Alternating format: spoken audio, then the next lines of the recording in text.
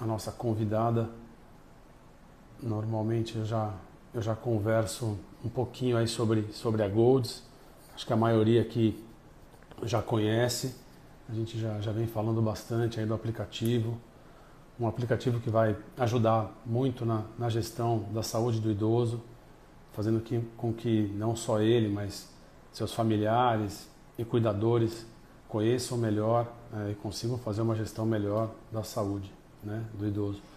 É um aplicativo que é bastante fácil de usar, é fácil de você subir as informações no aplicativo. Você mesmo pode colocar as informações dentro do aplicativo, mas também a Golds tem uma equipe que vai digitalizar exames, vai colocar informações de indicadores dentro do aplicativo. E essas informações dos indicadores, elas podem aparecer em formato de gráfico, onde é possível você avaliar se aquele indicador está melhor ou está pior, então se você vem se cuidando bem ou não tão bem. E essa informação ela vai ser compartilhada com pessoas que você cadastrou, com médicos ou com seu filho. Então vai ser muito mais fácil de saber se a sua saúde está melhor ou pior, ou aquele indicador que é importante de uma determinada doença vai estar melhorando ou piorando. Então essa forma de compartilhar faz com que pessoas que queiram cuidar de você ou que você quer que essas pessoas cuidem de você saibam das suas informações de saúde. Também vai informar horário de tomar remédio, horário correto de uso de medicamento, horário de consulta, horário de exame. O usuário vai ser, o idoso ele pode informar pelo aplicativo se ele está se sentindo bem ou não. Isso o filho pode saber, ou o cuidador pode saber. Vai ter o botão do SOS, se for uma coisa mais urgente, ele pode apertar esse botão e alguém longe vai saber que ele está passando por um problema, por uma emergência. E também numa consulta médica, né, se de repente o médico pergunta para você se você tem um exame, se tem um histórico, você pode mostrar isso para ele. Isso com certeza vai facilitar o que o médico faça o diagnóstico, raciocine em cima da sua história, do seu problema, para que ele consiga tratar você de uma forma melhor. Então, pô, imagine, seu filho mora longe, mora numa outra cidade e vai ter acesso aos seus indicadores de saúde, aos seus exames, ao que foi falado pelo seu médico num aplicativo. Então, como eu citei aqui, você vai passar em consulta com um médico novo, que um outro médico seu indicou, e aí você, junto com o seu aplicativo ali, da Golds, consegue mostrar para ele exames de outros profissionais, de outras especialidades, para que ele faça o raciocínio do seu diagnóstico. Vamos supor que o idoso ele tá internado ou está numa situação que ele não consegue se relacionar ainda com o médico ali, e o filho consegue, com o aplicativo, em contato com o médico, mostrar exames, mostrar uma evolução daquele idoso que está acamado, e com certeza vai ser muito mais fácil de tratar a patologia dele. Então, estou dando vários exemplos aqui, mas é um aplicativo que vai ajudar muito na gestão da saúde aí do idoso, e na verdade não só do idoso, mas que o aplicativo ele pode ser utilizado também por toda a família. Então, o filho, o neto, ele pode colocar informações da saúde dele dentro do mesmo aplicativo e também usar com seus médicos para cuidar melhor da sua saúde. Então, aproveitem aí, vamos usar cada vez mais esse aplicativo que ele veio para ajudar muito, muito a gente. Bom, deixa eu achar a Sônia aqui, que eu vi que ela já entrou e vou convidá-la para participar com a gente. Convite, vamos ver se ela entra aqui.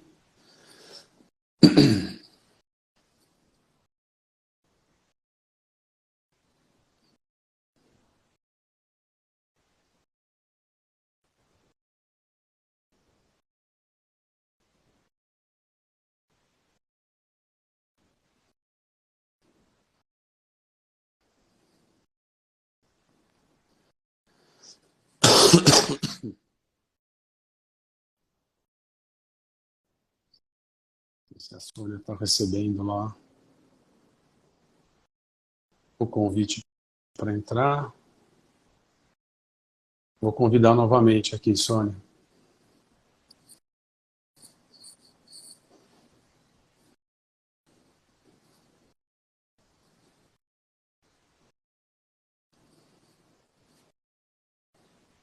Sônia não está conseguindo participar. Deixa eu ver se eu aceito aqui agora. Vamos ver se vai dar certo por aqui.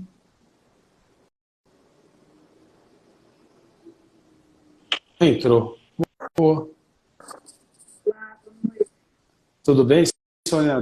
Deu certo aqui. Estou te vendo. Então tá.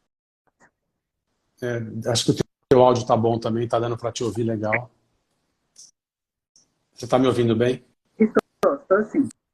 Ótimo. Obrigado, Sônia, por você topar esse convite aqui, participar com a gente da live. Fiquei bastante feliz quando você topou participar.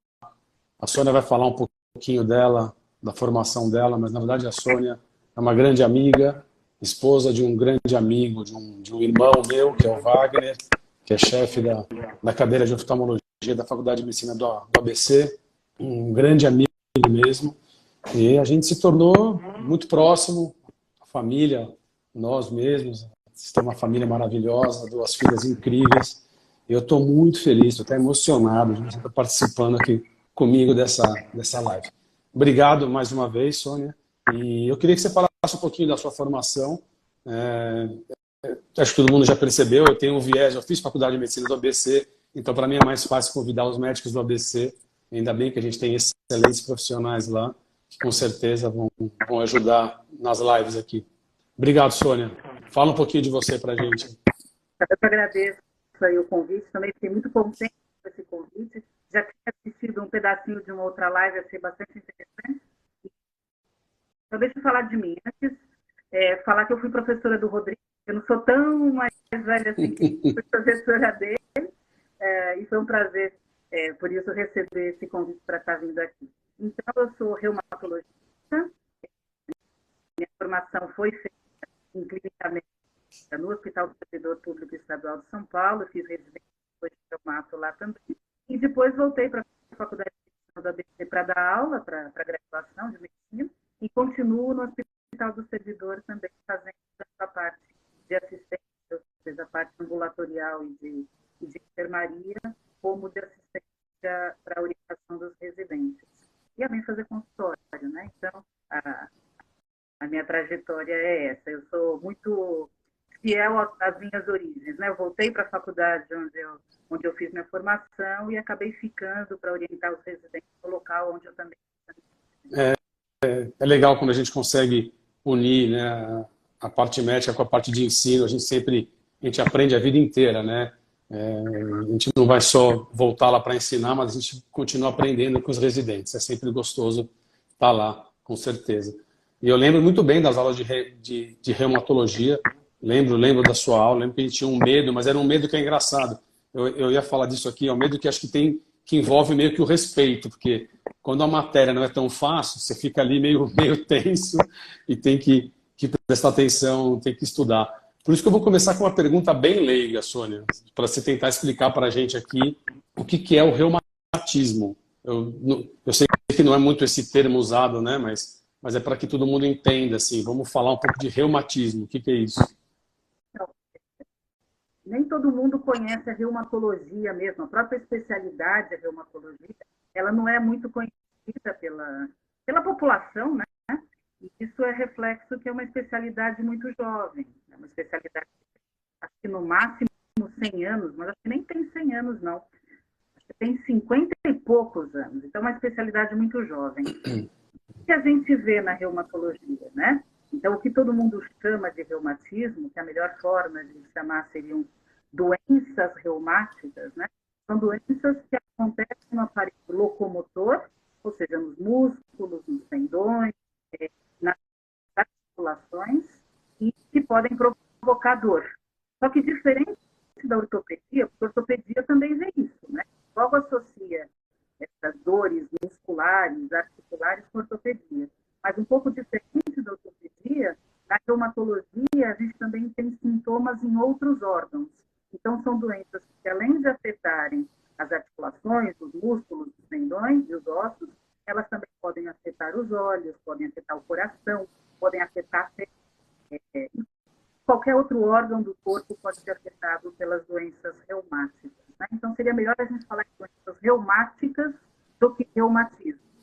Mas é um termo que já ficou consagrado, né? Então, as pessoas acabam falando. Mas não existe só um reumatismo, né? A grande sacada da gente estar conversando com isso é que não existe, eu tenho reumatismo. Porque reumatismo, eu poderia estar dizendo que a pessoa tem qualquer uma de mais de 120 doenças que o reumatologista tem, né? Então, o reumatismo são várias doenças, não é uma única doença que causa dor. Sim. E olha que interessante, né? São mais de 120 doenças reumáticas que têm ligações muito próximas com outros órgãos, como você colocou, coração, pele. Então, é o que eu costumo dizer mesmo. O reumatologista ele é um super clínico. Ele vai olhar o paciente como um todo, realmente, né? E isso é bem interessante, porque às vezes, através do reumatologista, você acaba descobrindo outros problemas daquele paciente e com certeza ele vai ter uma vida, uma qualidade de vida muito melhor. Legal.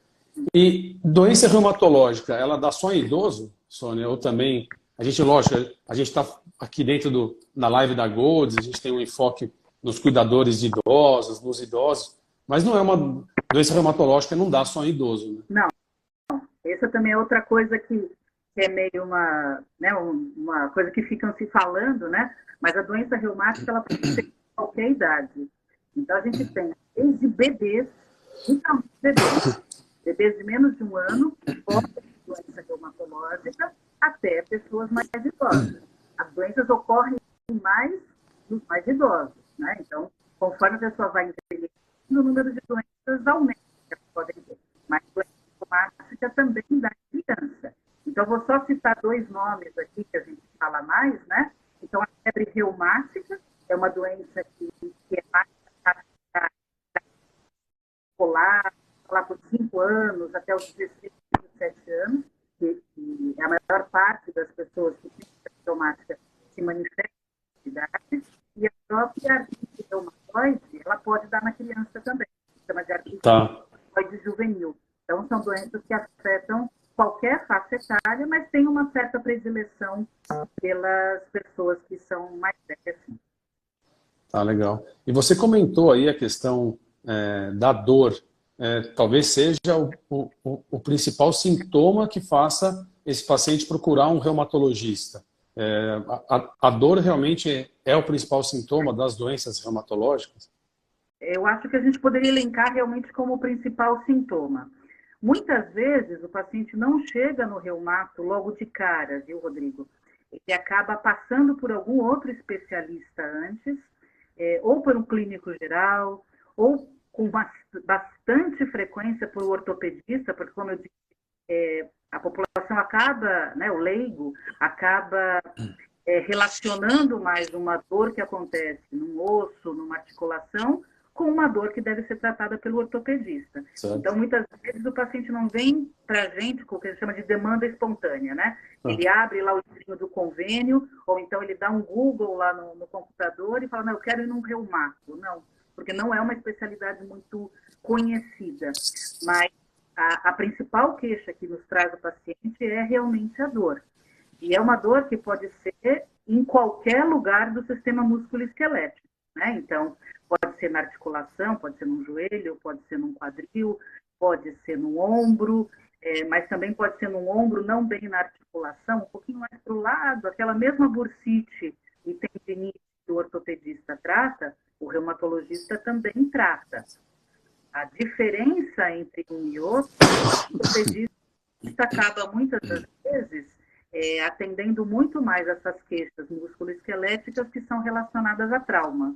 Então, aquela dor que surge do nada, ou seja, que o paciente não lembra uma situação que pode ter desencadeado essa dor acaba sendo muito mais o foco do reumato do que aquela dor que é porque ele torceu o joelho há 15 dias atrás, ou fez um esforço muito repetitivo no ombro, alguma coisa assim. Então, a dor é realmente o principal foco do reumatologista.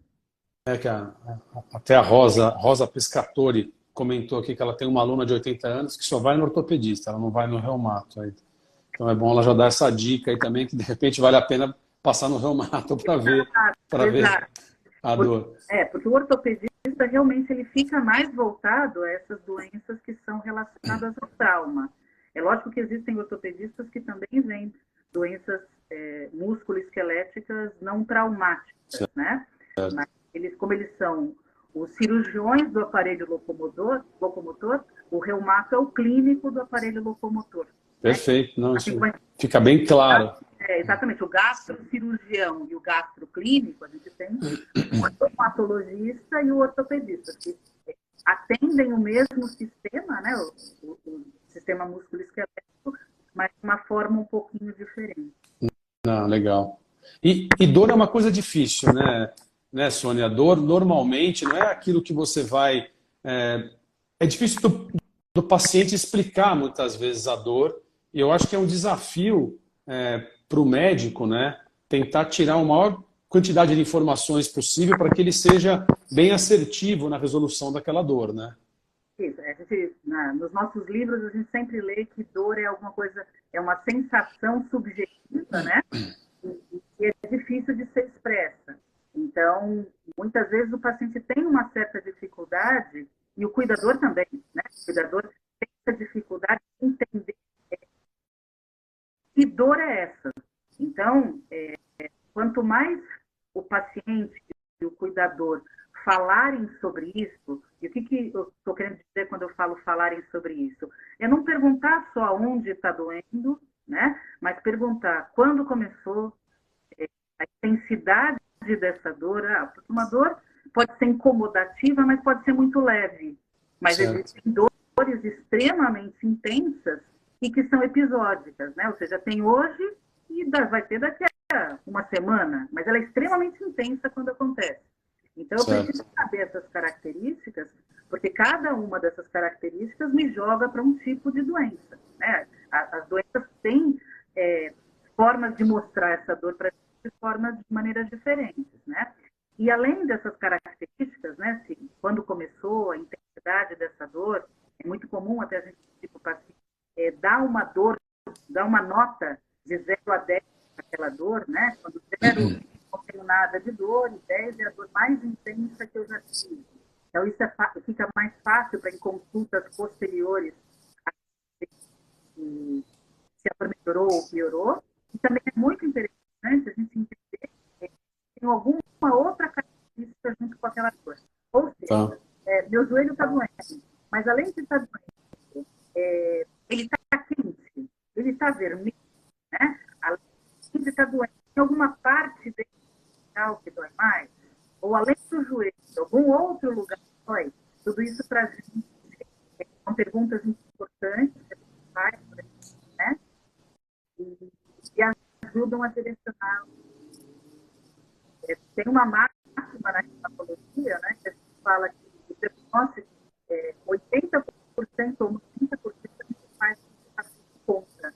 Só um Ah, legal. final é que a gente vai precisar de exames, desde exames de imagem, tomografia, ressonância, ou exames de sangue. Então, quanto mais se falar das características dessa dor, mais fácil fica para a gente entender o diagnóstico. Não, isso é muito importante porque a gente está falando de comunicação, né? E hoje em dia está cada vez mais difícil a gente se comunicar, a gente vê às vezes consultas muito rápidas, ou até mesmo o paciente querendo que a gente faça diagnóstico pela internet, pelo WhatsApp, e na verdade o que tem que ser feito é isso, é sentar um na frente do outro, conversar, tentar tirar o máximo de informação possível, depois examinar, ver aquele local que tem e a partir daí fazer o diagnóstico mais adequado, né? Então, comunicação é fundamental. Infelizmente, ela está sumindo um pouquinho da nossa relação, mas a gente tem que tentar trazê-la de volta sempre, né? E eu vou dizer outra coisa ainda, né? A gente está falando de dor, e a outra coisa é que a gente precisa entre aspas, acreditar quando alguém conta que tem dor, né? Então, porque É, o paciente tem uma característica também, às vezes quando a gente já está tratando o paciente há alguns meses ou alguns anos, ele fala o seguinte, não, doutor, eu estou muito bem, já acostumei com essa dor, né? E dor é sinal de alerta, né? Dor não é algo para ser sentido. A dor é para mostrar que tem alguma coisa de errada, você o que está errado e tratar, né? Deixar ela ausente ou a menor intensidade possível. Dor não é algo para a gente acostumar. E isso é uma coisa importante, tanto para o paciente quanto para o cuidador. Né? Então, a é, pessoa que cuida de alguém com dor é cansativo, né? Porque dor é uma coisa que leva a um sofrimento grande, tanto de quem está sentindo quanto para quem está presenciando quem tem dor. Então, ela é desgastante, mas a gente não pode deixar de acreditar que o paciente tem e não achar que dor é para se acostumar. Né? Isso sim. é importantíssimo. Né? E é muito difícil, né? Às vezes, parece que é uma coisa que, se ele tiver acostumado com aquilo, se ele não valorizar tanto aquilo, fica difícil para a gente valorizar. Você também, às vezes, passa batido, e isso é muito perigoso, né?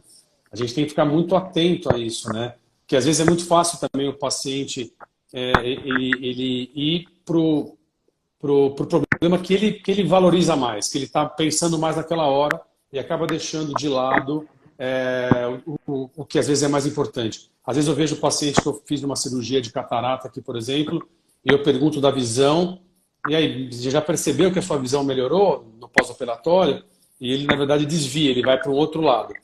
Ele quer falar de uma outra coisa, de uma coceira, de um negócio que ele está sentindo. E tudo bem, é importante para ele, eu não posso simplesmente falar, ó, não foi isso que eu perguntei, não, vamos falar disso aí também, deixa eu explicar o que você está sentindo, mas e a visão? Como é que tá? O que você já percebeu de bom, né? Então é sempre importante você voltar naquele ponto. Mas e a dor? Como é que ela está melhor? Ela diminuiu? A escala estava 8, como é que ela está agora, né? Eu acho que é sempre valorizar muito o que ele fala, mas ao mesmo tempo também ir atrás do que interessa para a gente, né? Sim, com toda certeza. É. E assim, Sônia, todos nós que vamos envelhecer, vamos ter doença reumatológica, a gente vai ter essa doença, essas 120 doenças, alguma delas a gente vai ter sempre. Eu podia dizer o seguinte, né? A gente está acostumado a envelhecer, perceber que a pele fica tão lisinha, que o cabelo vai ficando branco. A mesma coisa vai acontecer com o sistema músculo-esquelético. Né? Certo. A gente vai ter uma alteração que é própria do envelhecimento. Nem toda essa alteração que é própria do envelhecimento vai gerar dor ou vai gerar doença. Né? Isso vai ser super verdadeiro em uma vida mais saudável. Então, se eu tive uma vida inteira de atividade física, eu não tive obesidade, então eu não sobrecarreguei as articulações, ou que eu não fiz um esforço repetitivo por ser coluna, né? Tudo isso vai fazer com que na hora que você for envelhecer, você não vai pagar uma conta tão cara quanto aquela pessoa Perfeito. que é obesa, aquela pessoa que fez atividade física de forma errada, corria 40 quilômetros com tempo inadequado, vai ter problema de joelho, coluna. Então, o envelhecimento do sistema musculoesquelético vai acontecer em todo mundo. Perfeito. Agora, nem sempre isso vai significar que vai existir dor e nem sempre isso vai significar que existe doença. Né? Então, dá para envelhecer sem grandes prejuízos, mas Certo. é algo que a gente tem que encarar que existe essa possibilidade de ter dor. Sim. Contar essa que está assistindo agora, você ouviu falar em bicho de papagaio, né? Que é o raio-x quando eu vejo um paciente com osteoartrite. É a mesma coisa de osteoartrose. Artrose, a gente fala no boteco, a gente vai chamar de artrose, né? Mas a gente, como Sim. médico patologista, a gente vai chamar de osteoartrite. É a mesma doença. Então, o envelhecimento vai fazer com que a gente tenha papagaio em várias articulações e mesmo na coluna vertebral. Mas nem todo mundo vai ter esse tipo de papagaio vai ter dor. Perfeito. Vai ter dor, né? Mas a gente tem alterações que realmente podem Então, às acontecer. vezes ele tem aquela alteração articular já, ele tem uma artrose, só que na verdade ele não vai ter sintoma, não vai atrapalhar a vida dele, ele vai continuar independente, pleno, fazendo tudo. Exatamente. Tranquilo. Isso é extremamente comum na coluna vertebral. Então, a gente vai fazer um raio-x de tórax para fazer uma cirurgia de, sei lá, o quê, né? Vai fazer uma cirurgia de entrada de visita, faz um raio-x de tórax porque precisa ser no pré-operatório. E na hora que você vai olhar, está cheio de biquinho de papagaio. Daí, às vezes, um colega que está fazendo avaliação pré-anestésio fala, nossa, você tem um monte de bico de papagaio, deve ter um monte de dor. Pô, nunca tive dor nenhuma. Né? Então, isso não significa que tenha de ter dor. Diferente de, por exemplo, alguém papagaio no joelho. Eventualmente, no joelho já vai causar algum prejuízo, algum desconforto. Bico de papagaio também dá na mão. Né? Então, quando a gente vê as mãos de alguns pacientes com uns nódulos, né? Aquelas pontas de dedo mais gordinhas, que lembram uma certa deformidade, várias doenças podem dar isso, mas a mais comum é a osteoartrite de mãos. Né? Pode doer ou não. Tem mulheres que têm aquela mãozinha cheia de nódulos e nunca sentiram absolutamente nada. Algumas outras, na hora que está crescendo esse nódulo, podem ter dor. Então, de novo, está falando de um grupo muito grande de doenças e de pessoas que vão ou não ter algum desconforto quando acontecem as mudanças relacionadas ao envelhecimento. Perfeito. Bom, você falou da artrose, né? Que hoje o nome mais utilizado pelo meio reumatológico, pelo meio médico, é osteoartrite. Mas a artrose é diferente de artrite. Artrose é uma coisa e artrite é outra coisa. Então, artrose vai ser essa doença que vai ser, então, um desgaste da cartilagem que pode levar à formação desses biquinhos de papagaio. Tá. Essa é a artrose, que também chama-se osteoartrite. Tá. Artrite sozinha, eu dizer que eu tenho artrite sozinha só significa articulação inflamada. Não significa doença. Não significa doença. Artrite é só uma manifestação de um quadro de inflamação numa articulação. Muitas vezes, quando o paciente fala, eu tenho artrite, tenho artrite e tal, ele está querendo dizer artrite reumatoide. Que é um tipo de reumatismo que é diferente de osteoartrite, né? Tá. Então, são sintomas um pouco diferentes. Esse reumatismo em especial, a osteoartrite, ela não começa no idoso. Né? O idoso também pode ter, pode inclusive começar no idoso, mas o mais frequente é começar na pessoa a partir de 5 anos de idade, 5 a 45 anos de idade. E essa é uma doença que dá mais em mulheres. Né? Uma diferencinha na hora de ter a doença. As mulheres têm mais artrite reumatoide do que os homens. Então, entendi.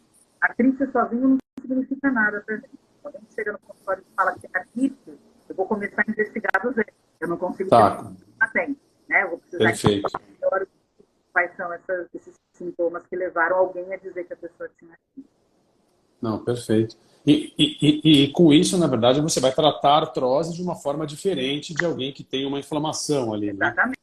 Então, a osteoartrose, a osteoartrite, ela é tratada de uma forma totalmente diferente de quem tem artrite reumatoide.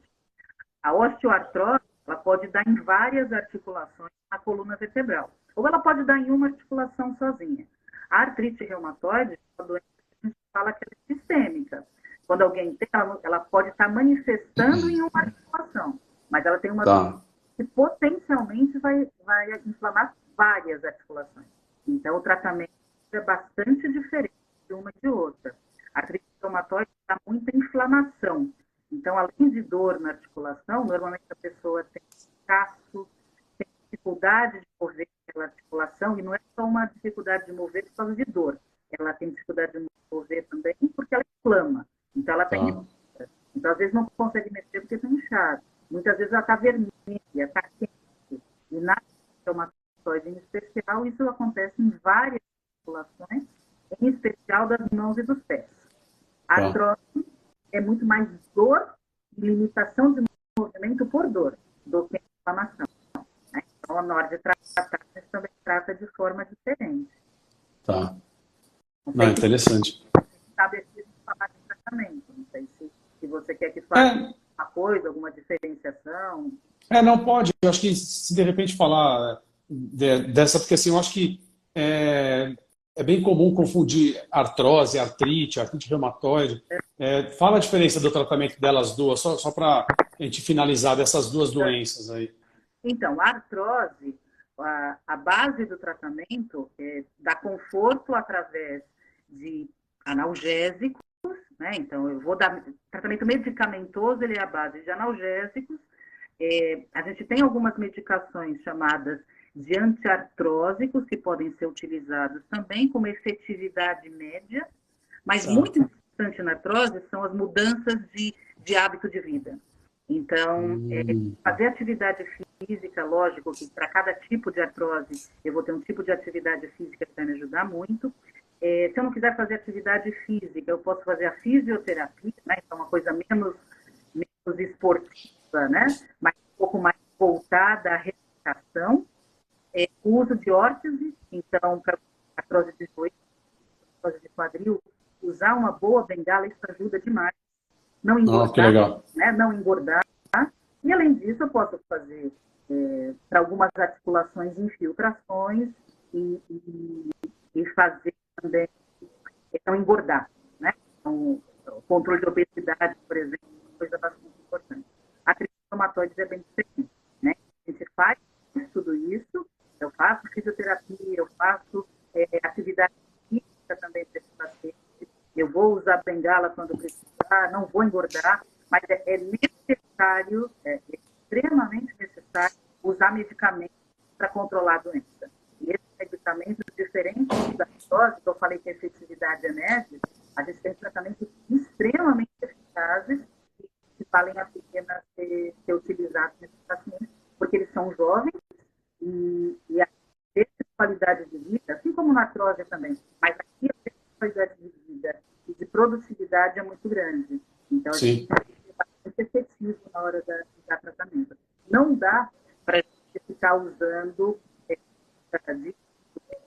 dietas da moda, dietas anti-inflamatórias.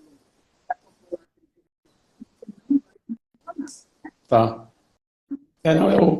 Eu queria tocar nessa questão aí do tratamento da artrose e da artrite reumatoide, exatamente por conta disso, né? Às vezes o paciente ele não vai no médico, ele não vai no especialista e ele já começa a tratar aquela dor ou aquele problema que ele acha que ele tem, está tomando anti-inflamatório, às vezes sem necessidade de tomar o anti-inflamatório, né? Então, às vezes essa automedicação ela é muito perigosa, né? Então a gente tem que ficar atento a isso. Às vezes ele passa anos tomando um remédio que ele não precisava tomar. E se ele fosse no médico, tivesse feito um diagnóstico, não, o tratamento é outro. Às vezes não precisa nem de remédio. Se ele melhorar a qualidade de vida, fazer um exercício, emagrecer, ou até usar o auxílio de uma bengala, vai ajudar muito ele. Ele não precisa tomar remédio.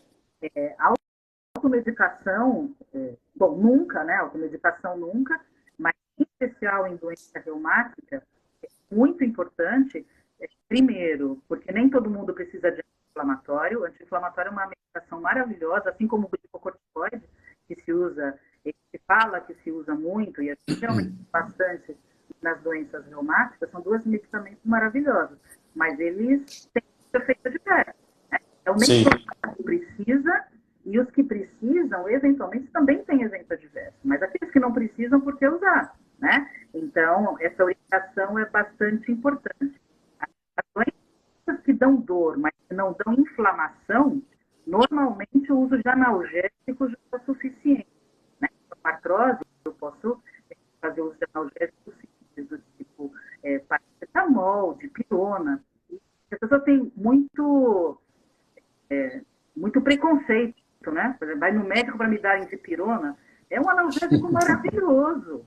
É um analgésico maravilhoso. Às vezes a pessoa pulou essa etapa e vai no médico e não quer tomar, ou nunca usou, né? Perfeito. Os analgésicos simples, eles também dão bastante conforto para o paciente. Digo até mais, se a gente não sabe o que tem, é muito melhor usar esses analgésicos até conseguir um atendimento e passar em consulta, para depois a gente passar para um degrau maior, que seria o de anti-inflamatório ou de outras medicações. Não, legal. Não, o Glauber aqui comentou que o seu som estava baixo, mas ele estava mesmo, mas ele melhorou. Eu não sei se a sua caixinha às vezes tampa com alguma coisa aí onde sai o som, só para você dar Ah, uma checada. Mas tá ele. bom. Tá Não, ele estava mais baixinho, mas agora está melhor. Agora está Ah, melhor. eu me empolguei, acho que fui para trás, aqui ficou baixinho. Não, eu mesmo, Glauber, também tinha perguntado a questão de prevenção de doença reumatológica. Se tem como prevenir, você já falou um pouquinho da questão lá do cuidado para você não pagar a conta lá na frente, né? Se tem como prevenir as doenças reumatológicas ou só é possível tratar quando ela já está acontecendo? Não, tem como prevenir aquilo que eu falei antes, mas acho que quando a gente fala em prevenção, acho que eu vou falar de uma doença que vale a pena a gente estar conversando, principalmente para a população que é o foco a Goldes, que é a osteoporose, Ah, né? legal. Então, a osteoporose, ela é uma doença que acontece mais no idoso, é realmente a população que vai ter mais, e essa doença a gente consegue prevenir. Né? E como que a gente pode dizer que seria essa prevenção? A primeira de todas, Glauber, eu até diria o seguinte, que o primeiro médico que previne a osteoporose, que vai dar lá no idoso, é o pediatra. Se o pediatra conseguir orientar de forma adequada os pais, super importante que eles façam atividade que tem uma boa dieta em leite e seus derivados, o risco de osteoporose no futuro reduz. Não é só isso. A osteoporose tem uma carga genética, a gente tem toda a história de vida que o paciente vai ter, então se tem doenças crônicas, se teve doenças crônicas, mas já tem uma prevenção que acontece, que deve começar a acontecer desde a faixa etária mais baixa. Isso vai ter que olhar com muito cuidado para prevenir a osteoporose. A mulher, em especial depois da menopausa. Então, quando a mulher risco de osteoporose fica bem maior. Né? O momento que ela para de produzir o hormônio sexual, o estrógeno, e é ele que protege, né, desse envelhecimento ósseo, que, como eu disse, é uma coisa que é inevitável acontecer no sistema músculo-esquelético. Mas na mulher, na menopausa, isso acontece com uma frequência maior. Né? É assim que começa o pico. E nesse momento a gente pode começar a fazer os tratamentos preventivos. Primeiro, não medicamentosos. Então, de novo, é orientar que é faça física e tenha uma boa dieta. E aí, não só mais com derivados de leite, mas também tem que lembrar que é importante para absorver o cálcio, a vitamina D. E hoje a gente está bem estabelecido que vitamina D o idoso precisa mais. Não é todo mundo que precisa, não. Mas o idoso precisa de vitamina D. E depois a gente tem medicações que iam, vamos dizer assim, fazer com que não saia esse cálcio do osso. Né? Ou a saída de cálcio do osso, ou então ele até, alguns outros mais modernos, eles até ajudam o osso a se formar mais, coisa que acontece de forma muito lenta. Então, essa população tem como realmente prevenir a doença. Prevenir a artrose é só aquilo que a gente falou antes mesmo, né? Não engordar, não né? Fazer atividade física regular, mas supervisionada no idoso. Então, Não, na verdade eu acho isso muito legal, porque de todas as lives que a gente fez, todas, com psiquiatra, com o neuro, com o ortopedista, com o cardio, reumatologista, a gente sempre vai cair nessas questões. Então, é fazer exercício, é se alimentar melhor, não engordar. não Então, assim, fumar. não fumar. Então, assim, esses cuidados, né, eles são muito, muito, muito importantes para prevenir doença, para prevenir queda, para prevenir uma série de problemas que a gente pode ter lá na frente, que se a gente fizer isso, quanto mais cedo a gente fizer, né, começar isso na adolescência ou no início da idade adulta, a gente vai ter lá na frente, isso acaba sendo um investimento, né? Então, lá na frente você vai ter uma fase mais. A fase idosa da vida vai ser muito mais suave, muito mais leve, com muito menos problema. Então, isso eu acho que é um recado fundamental. Toda vez, toda live a gente cai nisso aqui. É impressionante. É muito legal mesmo. Isso é ótimo. Coisinha agora que eu lembrei também. Ô, Sônia, Porque às vezes quando você vem, o seu som tá de novo subindo e descendo aqui, tá fazendo um barulhinho. Você tá no celular? Estou no celular, acho que é por isso, né? Talvez se você levantar ele um pouquinho, porque acho que tá pegando embaixo onde sai o som e às vezes. Deixa eu ver. Vamos ver, será que assim eu Aí, consigo? ó. Tá melhor? Ótimo. Então, Melhorou. a outra coisa que eu acho que vale a pena a gente falar, já que você falou em algum momento de queda, né? E já Ah, que a gente falou de osteoporose, é que pequenas atitudes podem melhorar muito a reduzir o risco de fratura em pacientes que têm osteoporose. Então, primeiro você me perguntou se a gente podia fazer alguma coisa para evitar. Então, a gente pode, a gente já falou o que seria essa prevenção. Mas depois que eu tenho osteoporose, a gente tem possibilidade de reduzir o risco de quedas, porque se eu não caio, eu não quebro, né? perfeito. E tem algumas coisas muito simples, né? Então, desde lembrar que se eu uso para um idoso um remédio que dá sonolência, porque às vezes eu até quero que ele durma um pouco melhor, um pouco mais tranquilo à noite.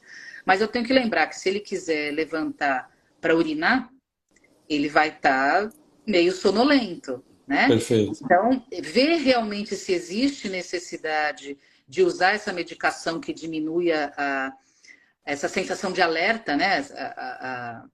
A vigília do paciente, né? Então ele fica menos acordado. E lembrar também que medicamentos que fazem urinar mais, ou seja, os diuréticos, a gente tem que evitar tomar no período noturno, porque daí o paciente vai ter mais vontade de urinar à noite, né? Certo. E aquelas coisinhas pequenas, né? Então, o chinelo não pode ser chinelo lisinho por baixo, tem que ser chinelo que é emborrachado, não levantar de meia, ter sempre ao redor da cama, se não puder ter um interruptor de luz para acender, já a luz, na hora que for Sim. levantar, eu ter um abajur, deixa, ou se não tem um abajur, coloca uma daquelas lâmpadas de presença, né? Isso para, às vezes, quando o idoso não quer que você fique preocupado com se ele vai enxergar ou não, coloca uma luz de presença, né? Acende a luz no corredor, é só ele levantar, acendeu a luz, ele nem percebeu, né? Então, isso também pode ajudar bastante. E as barras de segurança no banheiro, né? Então, dentro do box, barra de segurança, além do famoso tapetinho de borracha, né? Mas a barra de segurança é importante. Se o idoso tiver algum problema de tontura, até uma cadeira dentro do box do banheiro para auxiliar na hora do banho é interessante. E já que a gente está falando de adaptação, aí já falando em adaptação para osteoartrose de quadril e de joelho, é só a gente lembrar qual é a altura do vaso sanitário. Ele é baixo. Então, se a gente hoje vai em qualquer casa de construção, né, a gente tem assentos de banheiro mais altos. Mais Então, altos, já exato, reparei. que facilitam o sentar e levantar do paciente do vaso sanitário, sem forçar tanto o joelho e quadril, que é um momento que eles têm muita dor. Perfeito. Porque uma cadeira de cozinha ela é mais alta, a do banheiro ela é mais baixa. Ah, Então, lembrei disso agora, acho que também não é de osteoporose, mas vale a pena a gente ter essa lembrança, esse cuidado. o Wagner puxou aqui a sardinha para o nosso lado, Sônia, colocou aqui, ó, a cirurgia de catarata melhora o equilíbrio e reduz o risco de queda. É Sim, verdade, o Wagner tem razão. Tanto que sim, hoje em dia a gente não espera mais, tipo, antes falava assim, espera ficar cego e opera a catarata. Não.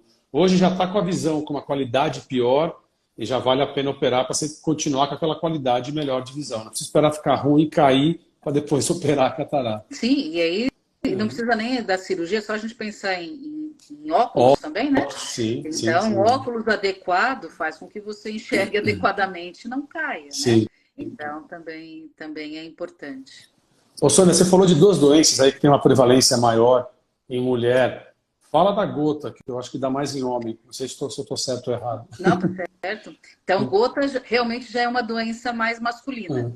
Então, e nesse caso, o que protege a mulher também é o estrógeno, né? Então, o estrógeno protegia a mulher para que ela não tivesse osteoporose, e no caso, o estrógeno também ajuda a mulher a não ter o aumento do ácido úrico. Então, o aumento de ácido úrico, quando ele acontece de forma crônica, ele, depois de alguns anos, ele pode propiciar a crises de gota.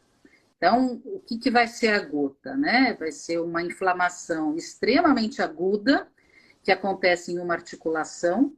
Normalmente, as primeiras vezes que a pessoa tem crise, essa articulação é do dedão do pé, e daí a pessoa tem uma dor agudíssima, a articulação fica vermelha, pegando fogo mesmo. Não dá para colocar sapato em hipótese alguma. E diz quem já teve gota, e a gente lê isso nos livros também, que um gotoso diz que é impossível tolerar o peso de um lençol em cima do pé, tamanha a intensidade da dor. Então, a gota realmente é uma doença mais masculina, né? As mulheres, depois dos 70 anos, 75 anos de idade, começam a ter crise de gota também, mas elas são mais protegidas por causa do estrógeno. O tratamento da gota, ele é medicamentoso e ele tem uma relação com dieta também. Então, quando a gente faz dietas que são muito ricas em proteína, a gente acaba produzindo mais ácido úrico e daí a gente pode ter crise de gota, né? Mas, se você não toma remédio, mesmo que você, no dia seguinte que saiba que tem gota, começar a fazer uma dieta sem proteína nenhuma, dificilmente os seus valores de ácido úrico vão para valores que não vão te dar risco de ter outra crise. Então, não adianta você tirar toda a proteína, que isso a vida é feita de pequenos prazeres, né? Então, comer é um dos prazeres da vida. A gente prefere que se tome uma dose baixa de medicação e se faça uma dieta não restritiva, mas que não se abuse de bebida alcoólica e de alimentos com muita proteína. Principalmente as carnes, né? Principalmente as carnes. Não, é bem difícil. A dieta teria que ser absolutamente rigorosa para conseguir diminuir o ácido úrico, né? Tem que tomar remédio. E mesmo assim não ia dar. Não ia dar. Então, por isso que a gente prefere fazer dietas menos restritivas, porque assim a pessoa adere. Porque se ela não adere, não adianta nada, né? Vai fazer um sacrifício enorme e não vai adiantar nada. Não vai adiantar. Não adianta. Você lá atrás falou da relação ortopedista-reumatologista e, por exemplo, tendinite é uma coisa que normalmente eu só escuto ortopedista tratar, né? Eu tenho uma tendinite e fui no ortopedista. Mas o reumato avalia isso daí, né? Sim, o reumato também trata das tendinites, das bursites. O reumato também faz infiltrações nas articulações, né? Então, existem algumas doenças onde se sobrepõe tanto a atividade do reumato quanto do ortopedista, né? Então, você pode passar com um ou com outro que você vai ser bem tratado. Algumas dessas doenças, como elas acabam evoluindo para quadros crônicos ou que necessitam de cirurgia, elas acabam sendo mais vistas pelo ortopedista. Mas o reumato também trata essas bursites, essas tendinites da mesma forma e que o ortopedista. Então, tanto faz se você passa num ou no outro. Na live passada a gente fez com o ortopedista e ele comentou isso que você falou da infiltração. Pelo menos eu tinha uma ideia de infiltração como se fosse uma coisa final, assim, não pode fazer, evita ao máximo fazer para não que não pode, vai dar problema. E até uma pessoa que estava participando da live, que estava assistindo, falou, não, eu faço tratamento de infiltração e melhorei muito, minha vida, qualidade de vida melhorou. Hoje a infiltração ela é algo muito mais leve, né? Ela não é uma coisa tão agressiva assim, né? Infiltração é uma coisa simples, a maior parte delas, né? Então, são simples, a infiltração de joelho, de tornozelo, de cotovelo, são infiltrações simples. Elas podem ser feitas no consultório, ninguém precisa fazer isso em centro cirúrgico. A gente faz isso em centro cirúrgico quando é criança e quando é infiltração de quadril ou quando é infiltração de coluna vertebral. Aí vale a pena, porque você cede ao paciente, você tem condições melhores. Mas, se não, a gente faz isso em consultório. A infiltração pode ser de corticoide ou ela pode ser de outras substâncias que você aplica dentro da articulação para lubrificar melhor a articulação. E isso melhora muito a dor. Não é um tratamento definitivo, mas tem pacientes que usam muito anti-inflamatório ou analgésico e depois de fazer infiltração, ficam meses sem usar anti-inflamatório e analgésico. Conseguem fazer reabilitação de uma forma muito mais efetiva, né? Então, infiltração não é coisa de outro mundo. O grande problema é que, às vezes, você infiltra coisas que não são para ser infiltradas ou em momentos que não são adequados para infiltração. Alguém Tá. que infiltra uma articulação inflamada e vai jogar bola, ele não vai sentir dor e vai sobrecarregar uma articulação que já está Vai doente. piorar. Certo. Exatamente. E mesmo no esporte, hoje a gente sabe que existem algumas infiltrações que podem ser feitas antes de se fazer, de se praticar atividade física, né? Do ponto de Sim. vista esportivo. Mas o que se fazia no passado eram infiltrações com lesão, daí você infiltrava para o cara não sentir dor, ele fazia o que tinha que fazer ali, ganhava o jogo e depois estava tudo estrupiado, né? Acabou. Então, exatamente, acabou. E daí ficou-se essa impressão de que as infiltrações eram maléficas. Sim. Elas podem causar um pouquinho de desconforto na hora da aplicação, mas um desconforto totalmente controlável, né? Não é uma coisa impossível de se tolerar. Legal. Sônia, as lives boas, elas passam muito rápido. Já estamos no fim aqui. E eu queria, eu sempre peço no final para o palestrante, para quem está conversando com a gente aqui, fazer umas considerações finais, umas dicas para o idoso, dica para o cuidador, para a gente terminar a nossa live. Então acho que se eu puder dar uma dica, né?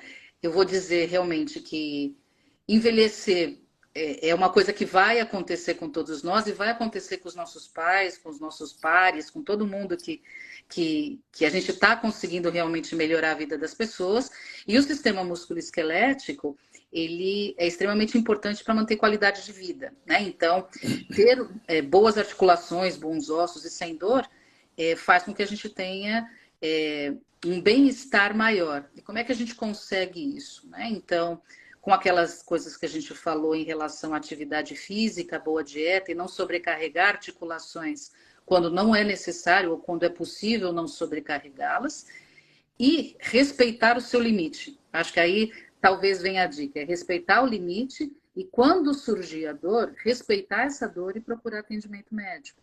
Uma dor que dura um dia, talvez você não precise realmente passar com ninguém. 2 dias, não tem problema. Agora, mais do que isso, é necessário entender o porquê que essa dor surgiu, né? Se é alguma coisa traumática ou não traumática. E aí o reumato tem realmente sua função no auxílio nessa investigação dos quadros dolorosos. Legal, fantástico, Sônia. Bom, Obrigado. Eu acho que era esse é isso que a gente espera das lives mesmo. São essas dicas, essas pequenas coisas que parece que fala, mas é isso, nossa, eu não sabia, como é que eu não sabia desse negócio? Parece tão fácil, tão simples. Vou procurar, vou marcar. Eu lembro que é muito engraçado, cada live que eu faço, meu pai me liga na sequência e fala, vou marcar uma consulta com ele agora. Eu falei, já consegui fazer com que ele vá no médico, no médico que ele ouviu aqui e gostou.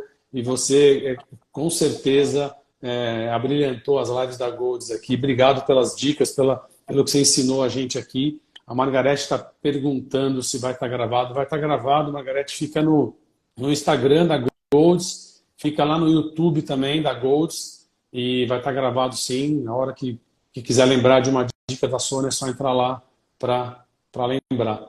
Tá bom? Sônia, obrigado mais uma vez. Um grande beijo nas meninas. Um beijão para você e para o Wagner aí. Eu a que gente se vê, agradeço se o fala. convite aí. Sempre que precisar, estou à disposição. Um grande beijo para todos vocês. Boa Valeu. noite. Beijão, boa noite. Boa noite.